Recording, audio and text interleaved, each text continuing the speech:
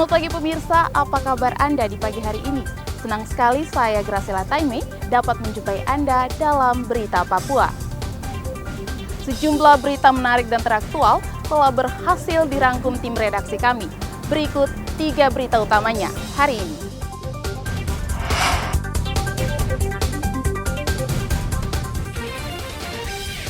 Warga Merauke digegerkan dengan penemuan mayat di jalan raya.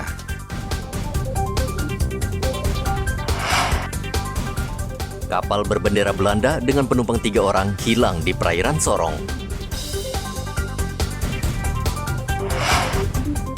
Ribuan polisi dan tentara disiagakan untuk mengamankan kunjungan wakil presiden di Papua.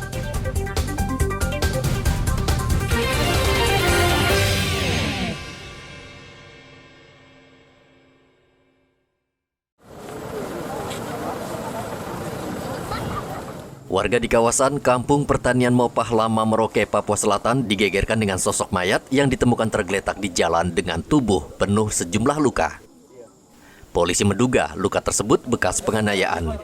Di bagian leher korban terdapat luka sayatan. Selain di leher juga ditemukan luka bekas benda tajam di sekujur tubuh, bahkan salah satu jari korban ditemukan terputus. Di lokasi juga ditemukan sejumlah barang bukti antara lain potongan kayu yang cukup banyak yang diduga untuk menghabisi nyawa korban. Apa Pak laporan warga yang diterima oleh SPKT Polres Pak? Jam 8 tadi. Seperti apa Pak? Di telepon kami angkat yang melapor atas nama Pak Ruben bahwa di depan kapal, depan Wisma Atlet itu ada kejadian, potong kayunya sudah ada korban. Langsung kami dari SPKT dan penjagaan menuju TKP, ternyata ditemukan korban sudah meninggal dunia. Gitu. Jadi ini istilahnya penganiayaan atau perkelahian nih Pak ya? Perkelahian. Saksi melihat ada beberapa orang terlibat perkelahian tidak seimbang antara pelaku dan korban dengan menggunakan senjata tajam. Itu 16. Pak RT tadi jam berapa Pak RT dapat lihat ini? Saya belum tahu. Oh begitu. Ya, Tapi Pak RT tahu kejadian dari mana? Dari warga? Dari warga Pak RT tadi? Dari warga. Tadi saya datang itu polisi sudah di sini, sudah ada lagi pemeriksaan. Iya. Saya juga kaget kenapa orang kumpul-kumpul di sini rame-rame. Identitas korban belum diketahui karena di lokasi tidak ditemukan KTP maupun tanda pengenal lain. Jasad korban saat ini berada di RSUD Merauke. Muhammad Ridwan melaporkan dari Merauke, Papua Selatan.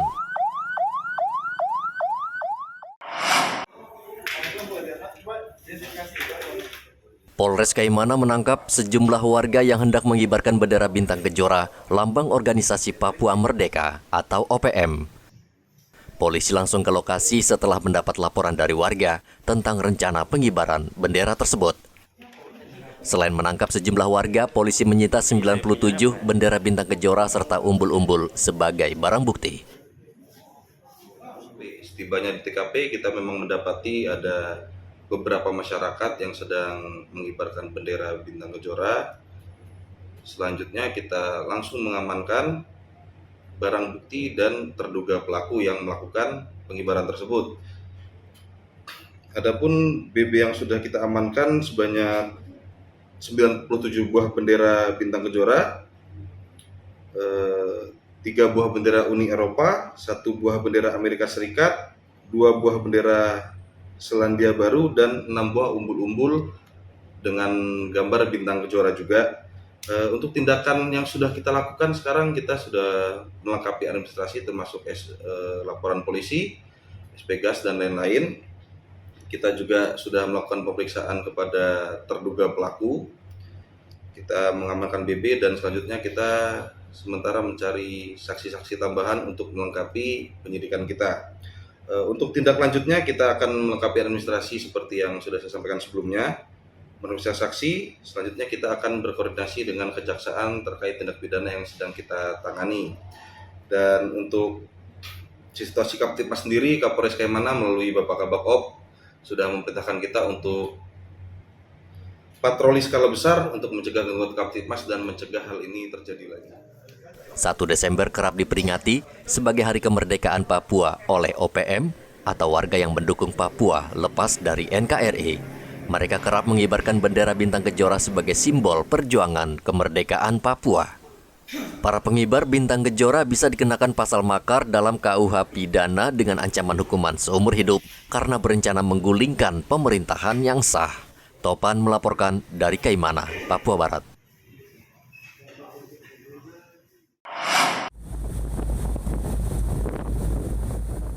Tim SAR Sorong hingga saat ini masih melakukan pencarian kapal layar Saling Vessel Dulce berbendera Belanda yang dilaporkan hilang kontak di perairan Sorong. Kapal tersebut membawa 3 penumpang warga negara Belanda. Mereka bertolak dari Sorong pada 16 November menuju Australia, namun sejak Ahad kemarin komunikasi terputus sehingga diduga kapal mengalami musibah.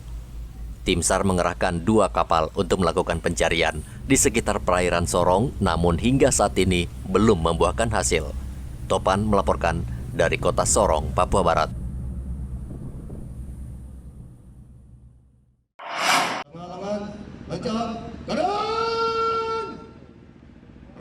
3.000 personel gabungan TNI Polri disiagakan di sejumlah titik di Jayapura untuk mengamankan kunjungan kerja Wakil Presiden Ma'ruf Amin yang dijadwalkan tiba hari Selasa ini. Di Jayapura, Wapres rencananya akan meresmikan gedung kantor Badan Pengarah Percepatan Pembangunan Otonomi Khusus Papua, serta melakukan pertemuan dengan pejabat pemerintah daerah Papua dan mengunjungi salah satu PAUD. Dan Rem 172 Prajawira Yakti Brigjen Jo Sembiring memerintahkan seluruh personel TNI mengantisipasi pergerakan warga yang ingin menghambat kelancaran kegiatan kunjungan Wapres. Sembiring mengatakan TNI akan bekerja sama dengan tokoh agama dan tokoh masyarakat di kota Jayapura dan Kabupaten Jayapura untuk bersama-sama mengamankan kunjungan Wapres ke tanah Papua. Sudah cek tadi kesiapannya, yang pasti kembali kita berkolaborasi baik unsur TNI, Polri, unsur Pemda, tokoh-tokoh masyarakat ini untuk mendukung kelancaran kunjungan dari simbol negara kita yaitu Bapak Wakil Presiden yang rencananya besok akan tiba. Ada berapa banyak personil Pak yang? Ada 3.000 orang yang kita sekitar turunkan. 3.000 ini. Pada intinya saya berharap kepada tokoh-tokoh agama, tokoh masyarakat dan semua warga yang ada di kota Jayapura, kabupaten khususnya untuk nantinya bersinergi kita semua menunjukkan bahwa kota ini penuh keramahan, kota ini penuh kedamaian, karena setiap kunjungan VVIP pasti akan ada efek domino manfaat bagi masyarakat setempat nanti. Untuk mendukung kelancaran kunjungan dari simbol negara kita yaitu Bapak Wakil Presiden yang rencananya besok akan tiba. Ada berapa banyak personil Pak yang? Ada 3.000 orang yang kita sekitar turunkan. 3.000 ini.